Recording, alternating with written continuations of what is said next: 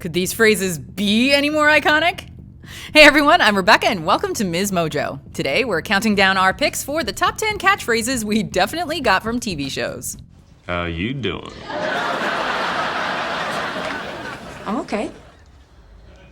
What?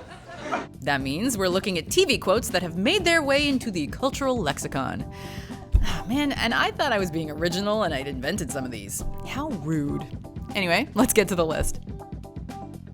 Number 10, you got it, dude. Full House. Now go back in your crib and go to... Who let you out of your crib? I let me out. You mean you climbed over the bars and jumped down all by yourself? You got it, dude. The Tanner family brought us countless quotable catchphrases, from Uncle Jesse's Have Mercy to the old classic, How Rude. And we can't forget DJ's oft-used, Oh my Lanta. But the most adorable and most used quote from Full House has got to be Michelle's catchphrase. She's adorable, and don't tell me you don't melt when she sticks those two little thumbs up and says, You got it, dude. Seeing a tiny Mary-Kate or Ashley Olsen deliver this line got us every time. Now we use it without even necessarily thinking about its origins, which is truly the mark of a well-saturated TV quote that has some serious staying power. What is moving day? Well, that's when we all put everything into boxes and load it into a big red truck and move to my apartment. Now, doesn't that sound like fun? You want to help? You got it, dude. All right, babe. Number 9, Dope, The Simpsons.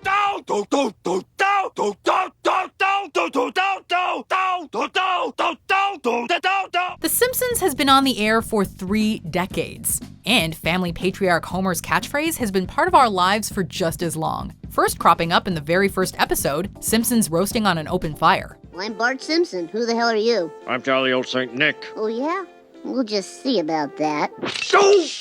When Homer messes up, hurts himself, or does pretty much anything, he uses this exclamation, and over time, most of the other characters in the show have used it as well. As of 2001, Dope made it into the Oxford English Dictionary, and earned itself the number 6 spot on TV Land's list of the 100 greatest television catchphrases in 2006. Freedom, love, and peace. Number 8, Bazinga, The Big Bang Theory. Bazinga. Bazinga. Bazinga. Love it or hate it, you cannot deny that The Big Bang Theory, and in turn its most pervasive quote, Bazinga, has had a pretty big cultural influence. The origin of the word came from writer Stephen Engel, who used it in a similar way in real life to how it ended up being used on the show. While the word Bazinga feels inseparable from Sheldon as a character, he actually went almost 2 full seasons before ever uttering it, as the first usage only appeared in the finale of season 2. You actually had it right in the first place. Once again, you've fallen for one of my classic pranks. Bazinga. And in fact, it wasn't even in the original version of the script.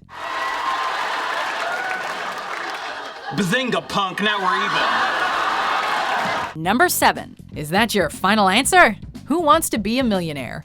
You say circus and that is your final answer? My final answer.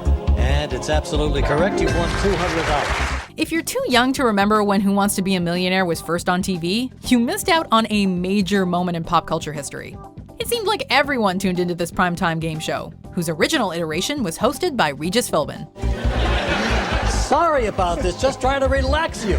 The anticipation was built partly by Philbin posing the question, "Is that your final answer?" which struck doubt in both the contestants themselves and viewers at home. It seemed like everyone was saying this in the early aughts, but even today, it has become a real mainstay. All right, Hillary, your final answer then is? D. D, 3 of a kind.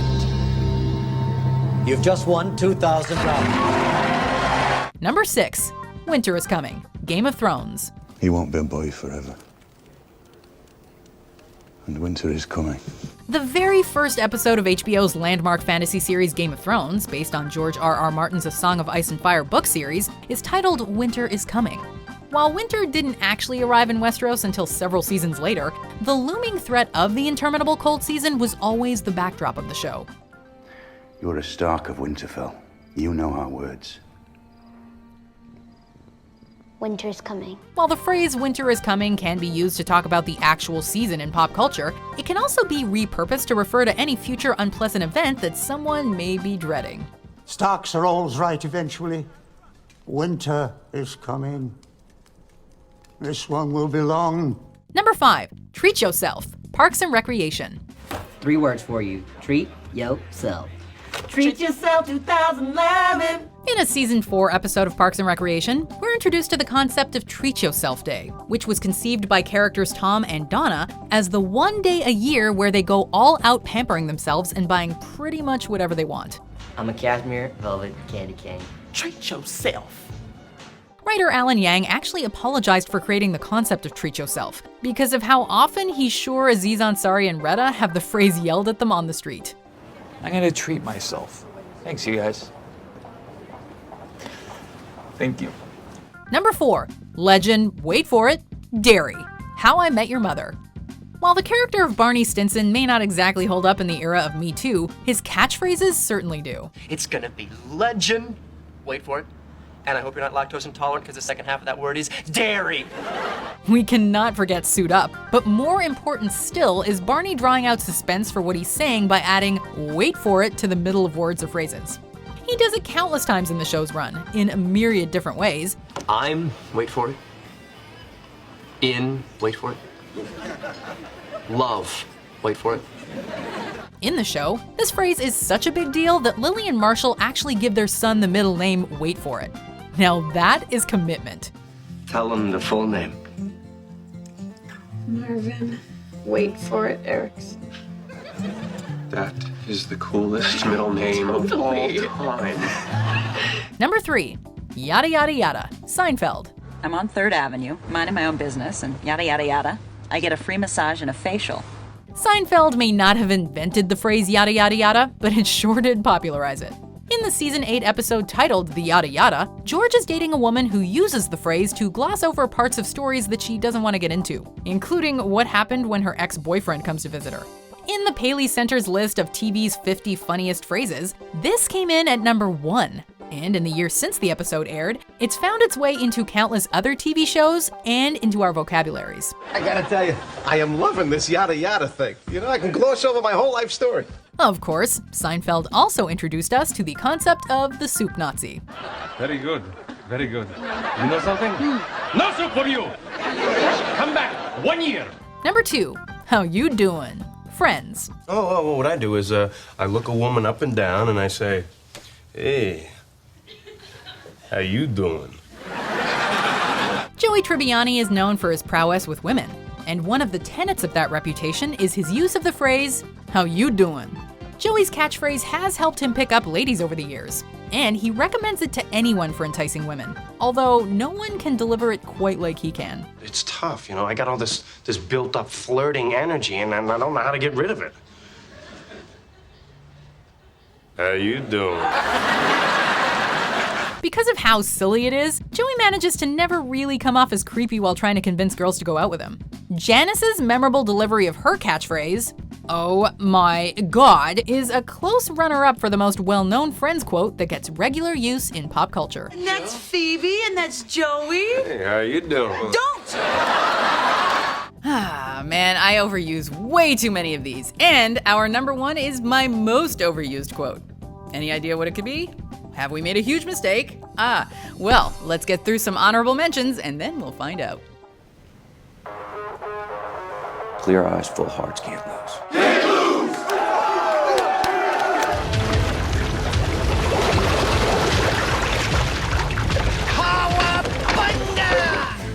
But this was a marriage of spirit, flesh and bone. I've made a huge mistake. Before we continue, be sure to subscribe to our channel and ring the bell to get notified about our latest videos. You have the option to be notified for occasional videos or all of them. If you're on your phone, make sure you go into your settings and switch on notifications. Number 1. That's What She Said, The Office. Hello, you. Michael? Hey, Buttercup. I am on my way. Should be there in about 15. Blow this party off. That's what she said. Yeah. In the British version of The Office, Ricky Gervais's character often uses the phrase, said the actress to the bishop, which is essentially the British equivalent of That's What She Said, which is how it was adapted for American audiences. Michael Scott uses the phrase constantly, in a frequent violation of what's appropriate in the workplace. Well, you always left me satisfied and smiling, so. That's what she said. It implies a sexual subtext in many different situations. And more than any other catchphrase on our list, it's become something people say without even thinking of the show that popularized it. And you were directly under her the entire time? That's what she said. Excuse me? That's what she said. I had so much trouble coming up with a joke for here, but you know what they say, it's only hard until you do it. Anyway, on that note, what TV catchphrase is your most overused quote in real life? Let us know in the comments, or come talk to me on Twitter or Instagram at Rebecca Brayton. Also, be sure to like and subscribe, and please watch this other video.